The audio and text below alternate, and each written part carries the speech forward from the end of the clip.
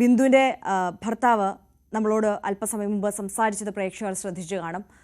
അവിടെ ഉണ്ടായിരുന്ന എല്ലാ ആളുകളും പറയുന്നത് തുടക്കത്തിൽ ഈ അപകടം നടന്നതിന് തൊട്ടു പിന്നാലെ തന്നെ അവിടുത്തെ കോട്ടയം മെഡിക്കൽ കോളേജിലെ ഒരു സീനിയർ ഡോക്ടർ തന്നെ ന്യൂസ് 18നോട് പ്രതികരിച്ചതും അവിടെ സജീവമായി പ്രവർത്തിച്ചുകൊണ്ടിരുന്ന ഒരു വാർഡ് തന്നെയാണ് ആ അപകടത്തിൽപ്പെട്ടത് എന്നുള്ളത്, ആ കെട്ടിടം തന്നെയാണ് അപകടത്തിൽപ്പെട്ടത് എന്നുള്ളതാണ്. മന്ത്രിമാർ വന്നതിന് ശേഷം ഇത്തരത്തിൽ അവിടെ ആളുകൾ ഉണ്ടായിരുന്നില്ല, വേസ്റ്റുകൾ ഡംപ് ചെയ്യുന്ന ഒരു സ്ഥലം മാത്രമായിരുന്നു എന്ന പ്രതികരണമൊക്കെ തീർത്തും വാസ്തവ വിരുദ്ധമായിരുന്നു എന്നത് നമ്മൾ നിമിഷങ്ങൾക്കുള്ളിൽ തന്നെ തെളിഞ്ഞ കാര്യമാണ്. അവിടെ എത്തിയ രോഗികൾക്ക് പലവിധ പ്രശ്നങ്ങൾ, പരാതികൾ അവിടെ നടക്കുന്ന പ്രവൃത്തികളെക്കുറിച്ചും കോട്ടയം മെഡിക്കൽ കോളേജിലെ പ്രവർത്തനത്തെക്കുറിച്ചും ഒക്കെ പറയാനുണ്ട്. ഈ വിഷയത്തിൽ ഊന്നി അവരുടെ പ്രതികരണം നമുക്ക് ലഭ്യമായിട്ടുണ്ട്. കോട്ടയം മെഡിക്കൽ കോളേജിലെ രോഗികളുടെ പ്രതികരണത്തിലേക്കാണ് ഇപ്പോൾ നമ്മൾ പോകുന്നത്. സർജറി കഴിഞ്ഞ് ഇപ്പോൾ വേറെ വലിയ പ്രശ്നങ്ങളൊന്നും ഇല്ലാതെ പുതിയ ബിൽഡിങ്ങിലോട്ട് മാറ്റി. ഇപ്പം ഇവിടെ അത്യാവശ്യം നല്ല സൗകര്യമൊക്കെ ഉണ്ട്, കംഫർട്ടാണ്. കുഴപ്പമില്ല, നല്ല സൗകര്യം, എല്ലാം കൊണ്ട് സൗകര്യം. ഇത് അവിടെ നിന്ന് പോകുന്നത് തന്നെ ദൈവാനുഗ്രഹം. എനിക്ക് ഓടത്തുമില്ല നടക്കത്തും ഇല്ലാത്ത വരുമായിരുന്നു. എൻ്റെ കൊച്ചു കൂടെ നിന്ന് കൊച്ചു ഭയങ്കര കരച്ചിലായിരുന്നു. അമ്മ വല്യമ്മ എനിക്ക് ഓടാൻ മെല്ലെ എടുത്തോണ്ട് പോയ വല്യമ്മ എന്നെ ചെയ്യുന്നോർത്ത് ഞങ്ങളെല്ലാം കൂട്ടക്കരച്ചിലായിരുന്നു. അവിടെ കിടന്ന് ഏതായാലും അരമണിക്കൂർ കൊണ്ട് മാറ്റി. ദേവസ്യ അതിരുമ്പുഴ ഡാക്ടർ ഇവിടെ വന്ന് നല്ല രീതിയിലുണ്ട്. അവിടേക്കുള്ള നല്ല സുഖപരമായ നല്ലൊരു ഇതാണ്, നല്ല വൃത്തിയുണ്ട്, നല്ല എല്ലാ കാര്യവും. ബെഡാണെങ്കിലും നല്ല ബെഡ്, നല്ല രീതിയിൽ ഇവിടെ വരുന്ന പേഷ്യന്റ് നല്ലപോലെ കൈകാര്യം ചെയ്യുന്നുണ്ട്.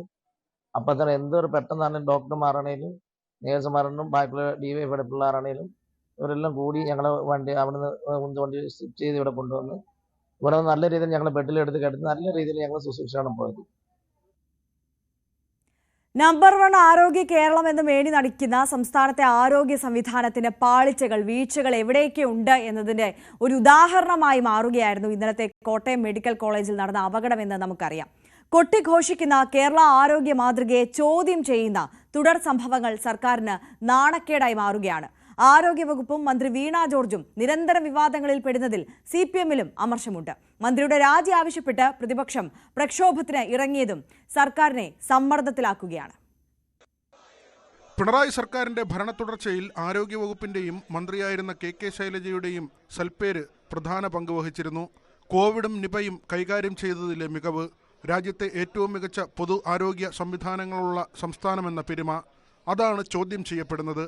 കോഴിക്കോട് മെഡിക്കൽ കോളേജ് ആശുപത്രിയിലെ തീപിടുത്തം, തിരുവനന്തപുരം മെഡിക്കൽ കോളേജ് ആശുപത്രിയിലെ ദുരവസ്ഥയെക്കുറിച്ച് യൂറോളജി വിഭാഗം മേധാവിയുടെ തുറന്നു പറച്ചിൽ, തുടർച്ചയായ പേവിഷബാധ മരണങ്ങൾ, ഇപ്പോൾ കോട്ടയത്ത് ആശുപത്രി കെട്ടിടം തകർന്നു വീണുള്ള മരണം, ഉത്തരേന്ത്യൻ സംസ്ഥാനങ്ങളിൽ മാത്രം കേട്ടുകേൾവിയുള്ള അപകട കഥകൾ, അവ കേരളത്തിലും പതിവാവുകയാണ്.